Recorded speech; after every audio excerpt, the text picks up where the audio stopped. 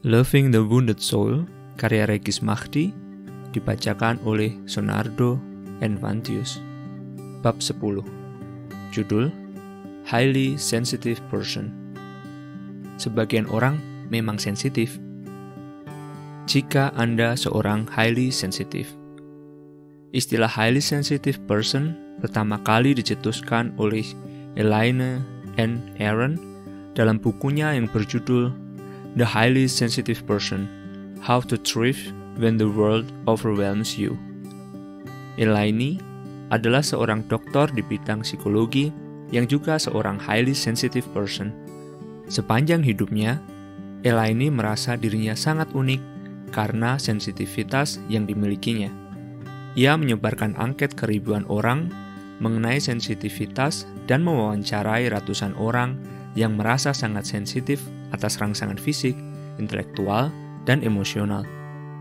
Dari hasil penelitiannya, tercetuslah istilah HSP untuk menggambarkan sekelompok manusia yang memang memiliki sensitivitas yang lebih tinggi daripada manusia umumnya.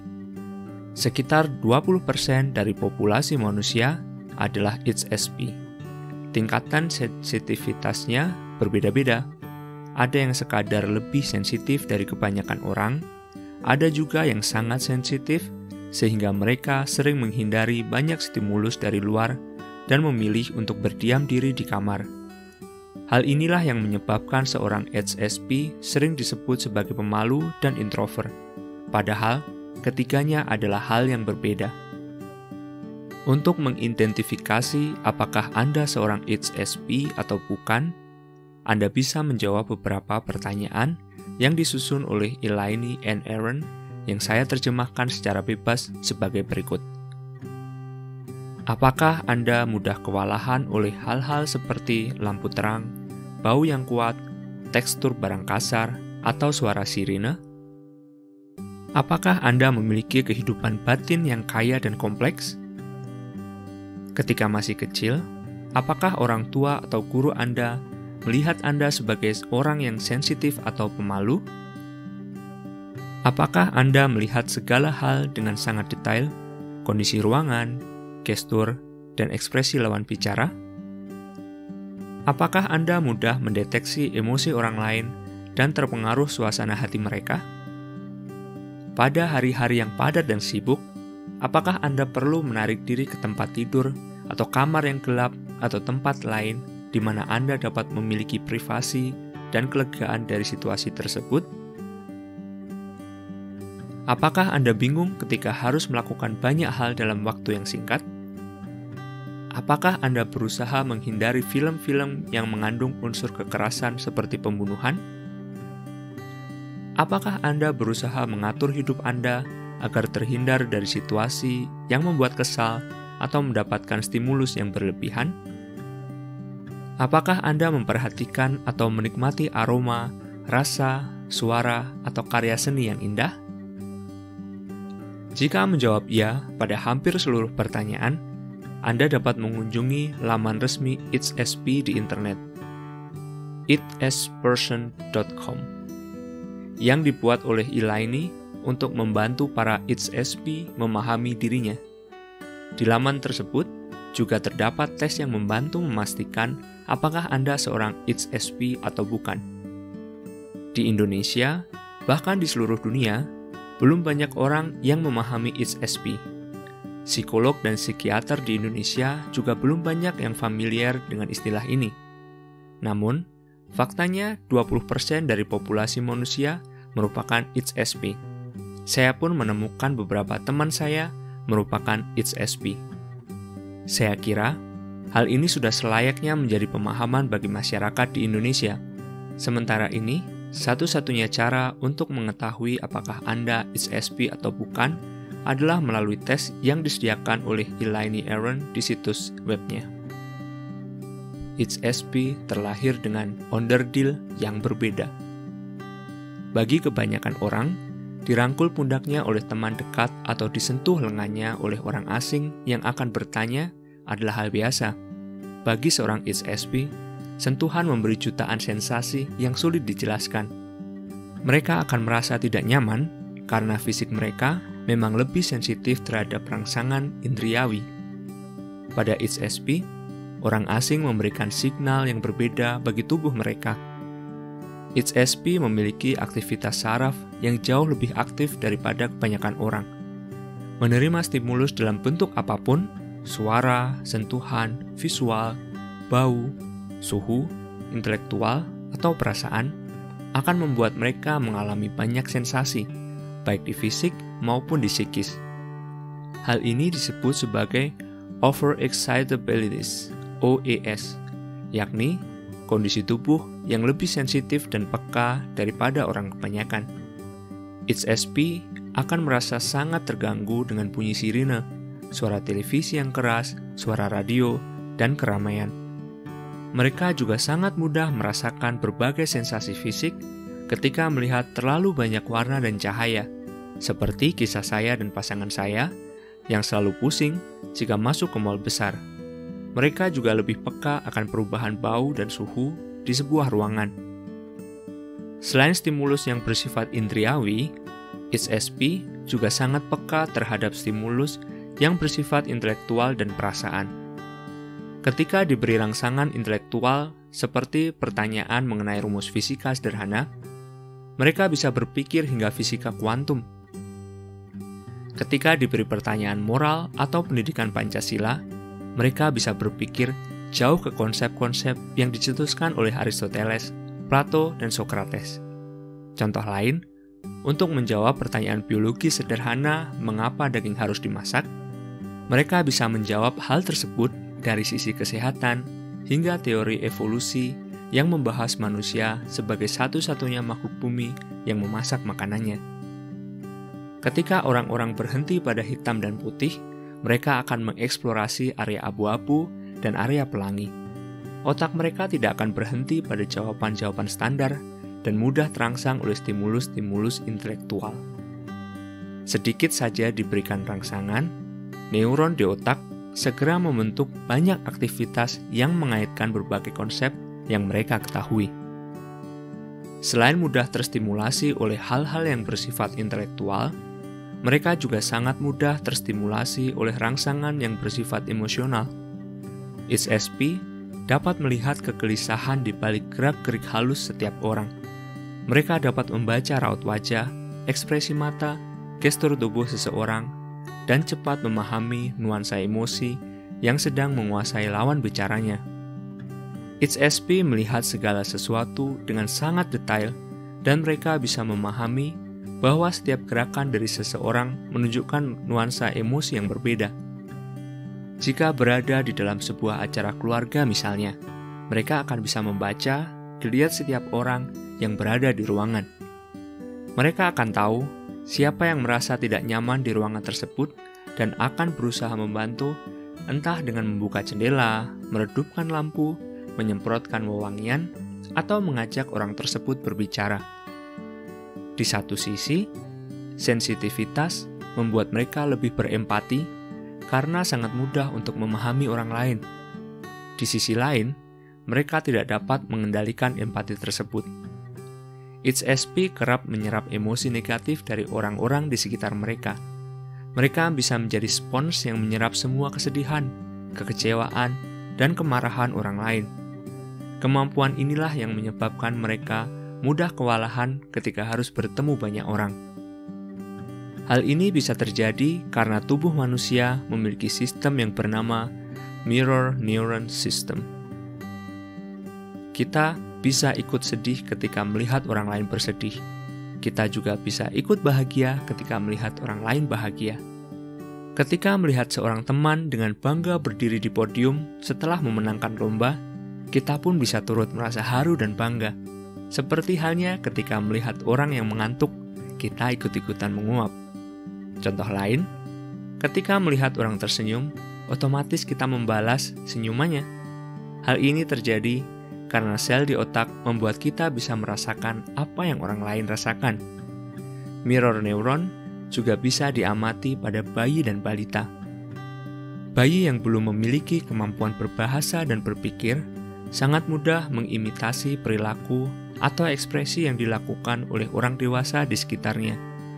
Pada anak-anak penyandang autisme, terdapat indikasi bahwa mereka mengalami disfungsi atau gangguan pada mirror neuron, sehingga mereka kesulitan memahami perasaan dan ekspresi orang lain. Pada orang-orang HSP, ada dugaan bahwa mirror neuron mereka lebih aktif daripada kebanyakan orang. Hal ini membuat mereka lebih sensitif terhadap emosi yang terekspresikan melalui raut wajah, sorot mata, dan gestur seseorang. Intensitas emosi yang mereka rasakan bisa berkali-kali lipat lebih besar, dan mereka selalu memiliki keinginan untuk bereaksi atas emosi seseorang. Oleh karena itu, HSP sering disebut sebagai empath, dalam kurung berasal dari kata empati, karena memiliki empati yang sangat tinggi. HSP dan depresi. Dengan tingkat sensitivitas yang tinggi, HSP mudah sekali merasa jengah, dalam kurung overwhelmed, dengan keramaian. Hiruk-pikuk memperbesar risiko mereka untuk menjadi spons atas emosi orang lain. Tubuh HSP akan terlalu aktif dan otaknya akan mencerna sangat banyak hal sehingga dapat berakibat over-arousal, yaitu kondisi di mana syaraf-syaraf di tubuh mendapatkan begitu banyak rangsangan sehingga mengakibatkan munculnya rasa lelah dan jengah. Tubuh HSP tidak begitu kompatibel dengan keramaian, baik benda maupun manusia. Onderdil mereka tidak sama dengan manusia kebanyakan, karena memang mereka didesain untuk lebih peka terhadap berbagai rangsangan indriawi, intelektual, dan emosional. Tinggal di kota besar, masuk ke kelas yang ramai, atau tinggal di rumah yang selalu penuh keributan adalah neraka bagi HSP. Seringkali mereka tidak tahu mengapa mereka sesensitif itu. Orang-orang di sekitar biasanya akan menganggap mereka berlebihan, lebay, dan terlalu sensitif. Jika semua orang di sekitar mereka selalu menyatakan hal negatif tentang sensitivitas mereka, mereka pun mulai mempercayai label-label itu. Mereka merasa diri mereka aneh dan tidak bisa beradaptasi. Pikiran-pikiran seperti itu akhirnya membuat mereka merasa inferior, berbeda, dan bahkan membenci diri sendiri. Kebencian terhadap diri sendiri akan mengantarkan HSP pada lubang depresi. Karena oversensitivitasnya, Elaine and Aaron mengalami gejala depresi sejak masa kanak-kanak. Selama meneliti dan mewawancarai orang-orang HSP, ia juga menemukan banyak dari mereka yang memiliki depresi, kecemasan, dan gangguan mental lainnya. HSP sangat rentan mengalami depresi. Parahnya lagi, ketika mengalami depresi, HSP cenderung memikirkan dan merasakan depresi mereka dengan sangat mendalam. Karena suka berpikir dan berefleksi adalah perilaku alamiah bagi HSP. Elaine Aaron juga menemukan bahwa anak-anak highly sensitive sering mengurung diri karena tak tahan dengan semua stimulus dari luar. Tetapi, mereka tidak memiliki bahasa untuk menjelaskan hal tersebut. Seringkali, anak-anak HSP dianggap sebagai anak pemalu, kurang bergaul, dan introvert karena konsep sosial mengharuskan setiap orang untuk aktif bergaul dan berinteraksi. Padahal, tidak sedikit HSP yang juga memiliki kebutuhan sosial dan memiliki kepribadian ekstrovert. Highly Sensitive Extrovert, dalam kurung HSE. Dari penelitian Elaine Aaron dan suaminya, Arthur Aaron, mereka menemukan bahwa 30% HSP adalah orang-orang ekstrovert. Oleh sebab itu, menyamakan konsep HSP dengan kepribadian introvert bukanlah hal yang tepat. Seperti yang sudah saya bahas di bab sebelumnya, seorang introvert adalah orang yang membutuhkan waktu sendiri untuk mengisi energinya. Introvert hanya membutuhkan beberapa teman, tetapi sekali bertemu, mereka akan langsung memperbincangkan hal-hal yang mendalam. Sedangkan HSP bisa terdapat pada orang ekstrovert atau introvert yang memiliki kepekaan lebih tinggi terhadap stimulus-stimulus di sekitarnya. Highly sensitive extrovert adalah orang-orang yang butuh untuk menyapa semua orang, menghadiri keramaian, dan menikmati peran sebagai pusat perhatian. Di satu sisi, ketika sudah mendapatkan banyak stimulus, mereka mulai merasakan kebutuhan menarik diri dari dunia sosial. Jika seorang ekstrovert tulen butuh bertemu dengan banyak orang untuk mengisi energinya, HSI butuh menyendiri untuk menstabilkan dirinya. Mereka butuh berefleksi untuk mengayakan aspek spiritual di dalam dirinya. Setelah itu, HSI butuh bertemu banyak orang untuk menyampaikan ide, visi, dan rencananya. Dengan kecenderungan seperti itu, tidak jarang HSI memilih profesi sebagai aktivis sosial, guru, konselor, pembimbing spiritual, sastrawan, atau pemain teater. Profesi-profesi tersebut dapat memfasilitasi kebutuhannya untuk berefleksi atau melakukan perjalanan ke dalam diri, inward, sekaligus menyampaikan nilai-nilai yang ia anut kepada orang sebanyak mungkin.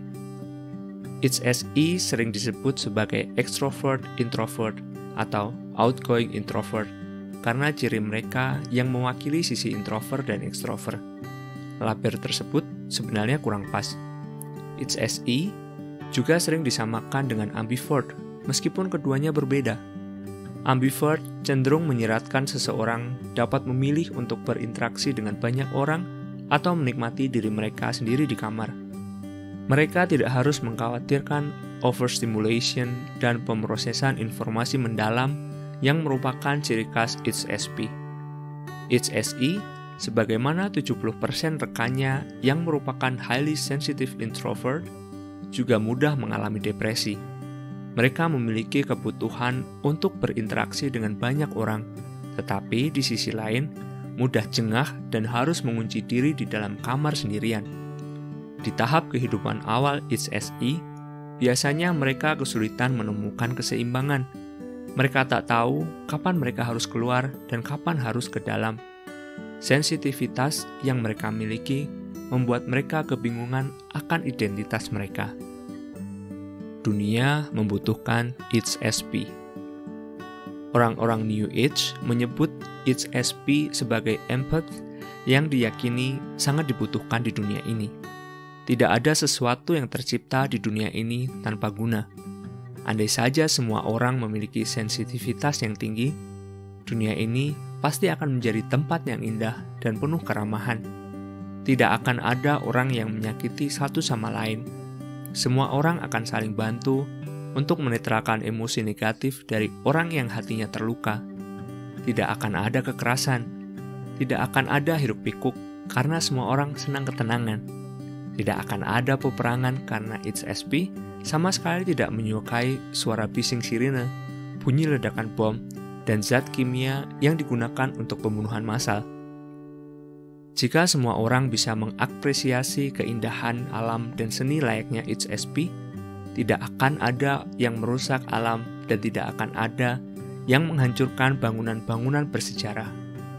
Setiap kota akan terlihat cantik dan setiap gedung akan terlihat menawan karena HSP menyukai keindahan.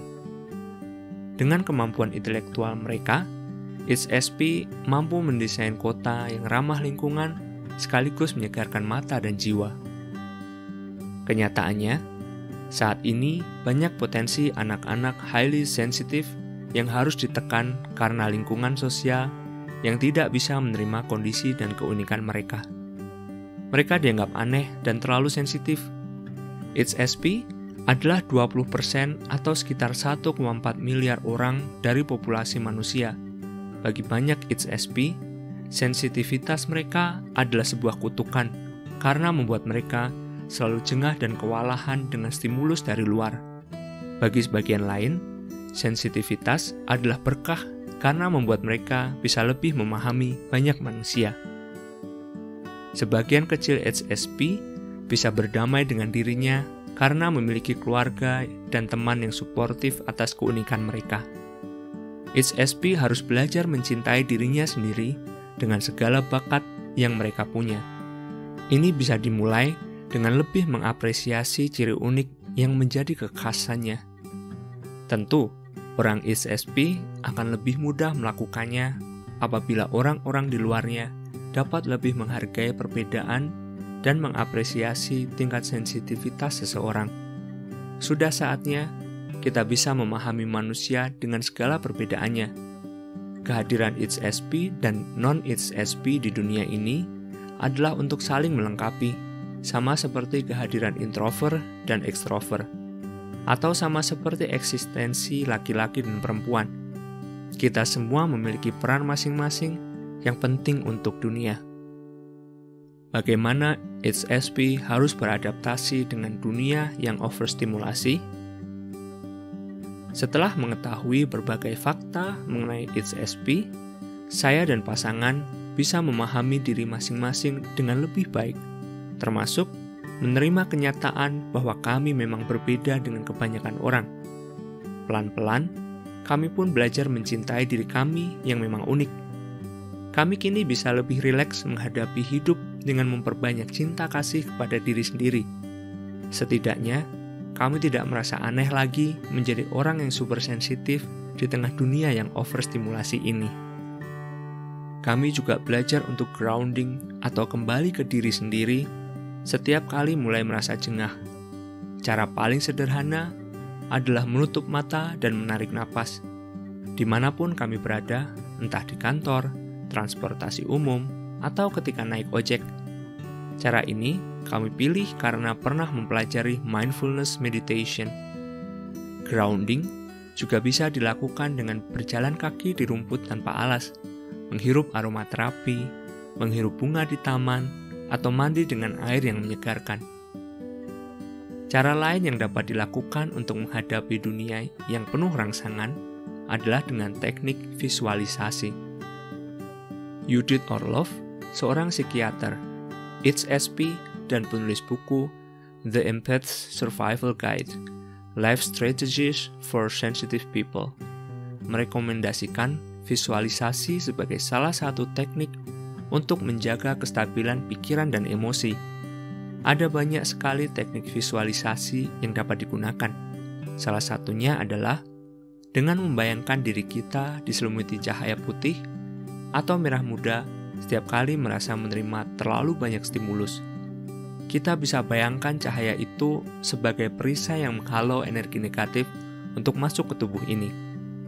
Masih banyak cara lain yang dapat dilakukan HSP atau empath agar tidak stres berkepanjangan menghadapi dunia yang overstimulasi ini.